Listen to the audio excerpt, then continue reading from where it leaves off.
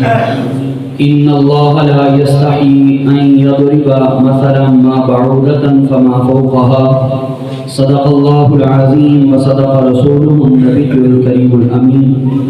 واسطہ پڑھے تو نسلوں کا پتہ چلتا ہے، واسطہ پڑھے تو نسلوں کا پتہ چلتا ہے، باتوں سے تو ہر شخص خاندانی لگتا ہے۔ آج کا ہمارا گفتگو کا عنوان ہے زندگی کی تلخ حقیقتیں۔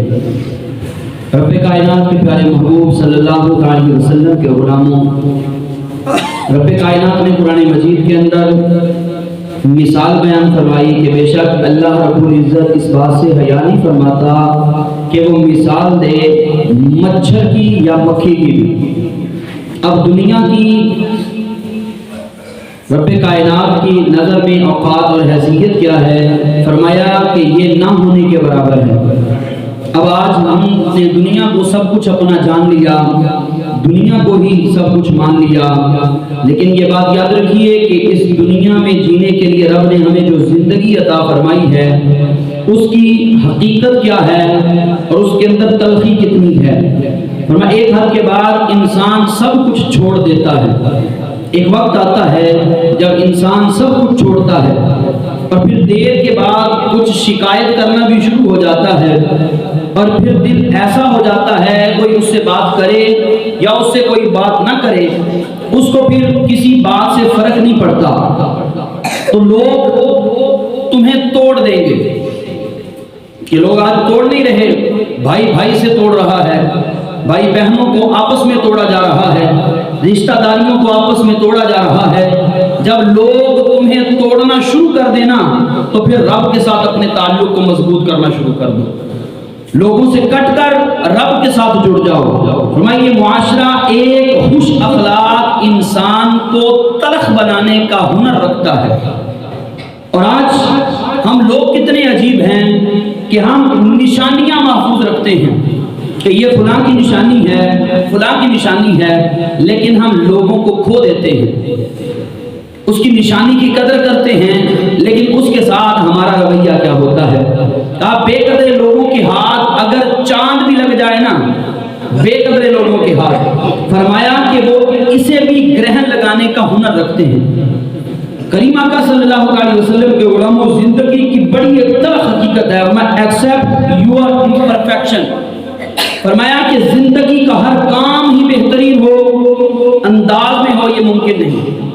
کیا ہر بندہ چاہتا ہے کہ میری زندگی کا ہر کام ہی بہترین انداز میں ہو؟ فرمایا یہ ممکن نہیں۔ ایک ماں سکول میں بیٹھی ہے، اب ایک بچی آئی، وہ اپنی ماں کو تلاش کر رہی ہے۔ اب تلاش وہ کسی ایسی عورت کو نہیں کر رہی کہ جس کو دیکھ کر آنکھ بھر آئے یا جس کا لباس بہت اعلیٰ بہت عمدہ ہو، وہ ایسی شخصیت کو تلاش نہیں کر رہی کہ جس کا فگر اچھا ہو، وہ ایسی عورت کو تلاش نہیں کر رہی جو سوٹڈ بوٹڈ ہو، وہ ایسی عورت کو تلاش نہیں کر رہی جو سب سے انمول ہو، بلکہ وہ تلاش کس کو کر رہی ہے؟ فرمایا وہ اپنی ماں کو ڈھونڈ رہی تھی، ماں کو۔ not a perfect mom but a regular mom، کہ وہ ایک ریگولر ماں تھی جس کو وہ تلاش کر رہی تھی۔ کہا we need to be regular، کہ آج ہمیں ضرورت ہے کہ ہم ریگولر ہو جائیں۔ ہر بندہ پرفیکٹ بننے کے چکر میں ہے کہ میں مسٹر پرفیکٹ بن جاؤں۔ پرفیکٹ نہ بنیے بلکہ ریگولر بنیے، کہ زندگی کے جو ریگولری معاملات ہیں انسان اس کے اندر کریم آقا صلی اللہ علیہ وسلم کے اسوہ حسنہ کو دیکھے کہ انسان جو ہے وہ زندگی کو کس طرح جیے۔ So remember, we are not perfect, we all are struggling, we all on a journey۔ ہم میں سے کوئی پرفیکٹ نہیں ہے، ہر بندہ ایک جدوجہد میں ہے، ہر بندہ ایک کوشش میں ہے، ہر بندہ محنت کر رہا ہے۔ اور آج اگر ہم کسی کوشش کے اندر ہیں تو ہمارا یہ سفر ہے، یہ سفر ایک نہ ایک دن ختم ہو جائے گا، تو لہٰذا اس سفر کے مسافر ہی بن کے رہیے اور زندگی کو ایسے لمحات میں گزاریے کہ جس لمحات کو گزارے ہوئے آپ کے جانے کے بعد بھی لوگ اچھے لفظوں سے یاد کریں۔ اور یہ زندگی کی ایک طرح حقیقت ہے، اور یہ بات یاد رکھنا کہ جو بندہ ہر وقت پرفیکٹ بننا چاہتا ہے نا، پرفیکٹ، فرمایا اسے اٹیلوفوبیا کہا جاتا ہے۔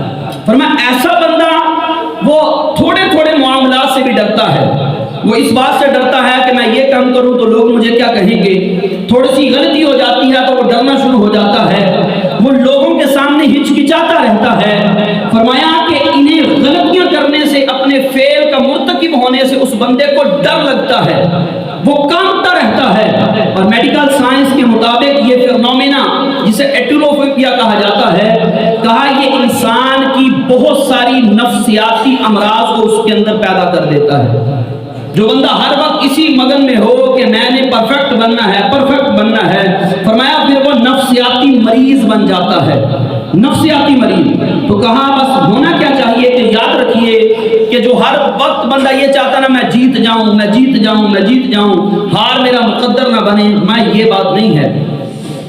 ہارنا یا جیتنا اس کے اندر پرفیکٹ نہیں ہے، بلکہ میدان کے اندر ڈٹنے والا بندہ جو ہے نا وہی کامیاب ہوتا ہے، وہ چاہے ہار جائے چاہے جیت جائے۔ کہا جتن جتن تے ہر کوئی کھیلے، تو ہارن کھیل فقیرہ، جتن دا مل کوڈی پہندا، ہارن دا مل ہیرا۔ فرمایا کام بس ہو جائے اور وقت سکون کے ساتھ گزر جائے، یہی انسان کی زندگی ہے۔ اور فرمایا پھر آگے زندگی کی ایک بڑی طرف حقیقت یہ بھی ہے، ایکسپٹ انسرٹینٹی، کہ مان لیں اس بات کو کہ رزق ہے۔ آج ہم اس بات کو مانتے نہیں ہیں۔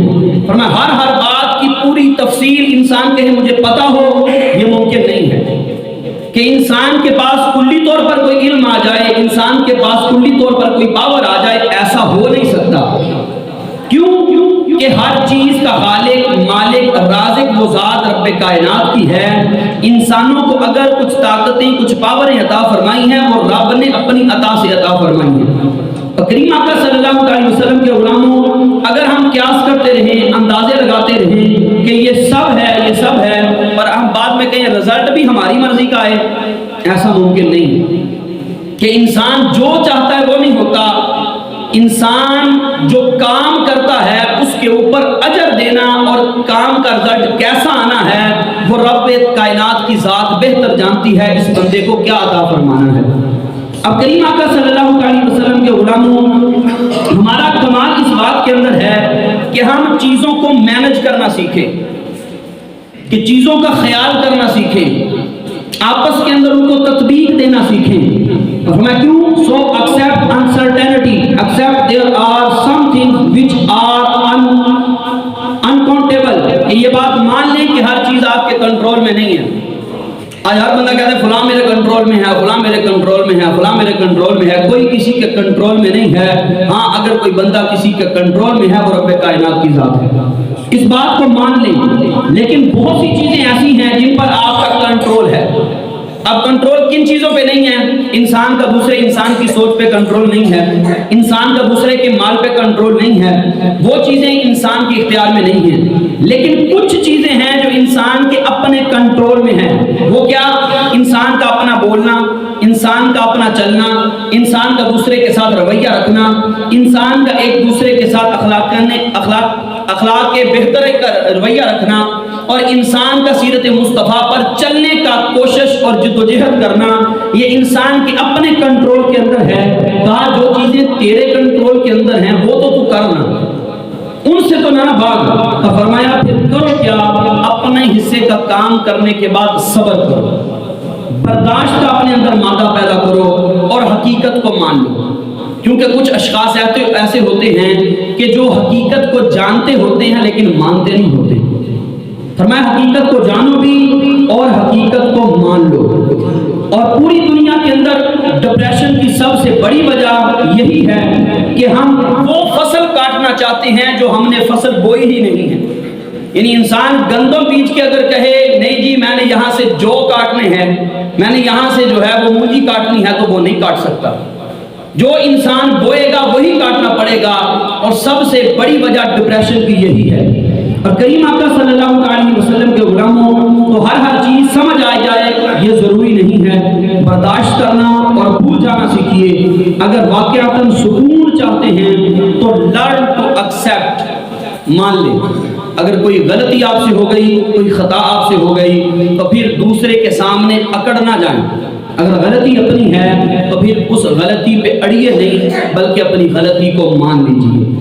یہ زندگی کی تلخ حقیقتیں ہیں، ہم جن سے ناآشنا ہیں، تو ہمیں چاہیے کہ زندگی کو گزارنے کا جو طریقہ کریم آقا صلی اللہ علیہ وسلم نے ہمیں بتلایا ہے، اس کے مطابق اگر ہم زندگی کو گزاریں گے تو یہ دنیا بھی ہمارے لیے جنت بن جائے گی۔ کہا تیری تلخیوں میں اے زندگی، تیری تلخیوں میں اے زندگی بہت سی تلخ ہو چکے ہیں ہم، تیری تلخیوں میں اے زندگی بہت ہی تلخ ہو چکے ہیں ہم، اتنے دکھ نہ دے اے زندگی کہ تجھ کو جی نہ پائیں ہم، تیری رنجشوں میں اے زندگی کہیں ہنسنا نہ بھول جائیں ہم، اور تجھ سے بیزار ہو کر اے زندگی خود سے روٹھ نہ جائیں ہم، تجھے گزارتے گزارتے اے زندگی خود ہی گزر نہ جائیں ہم۔ وما علیہ الا البلاغ المبین۔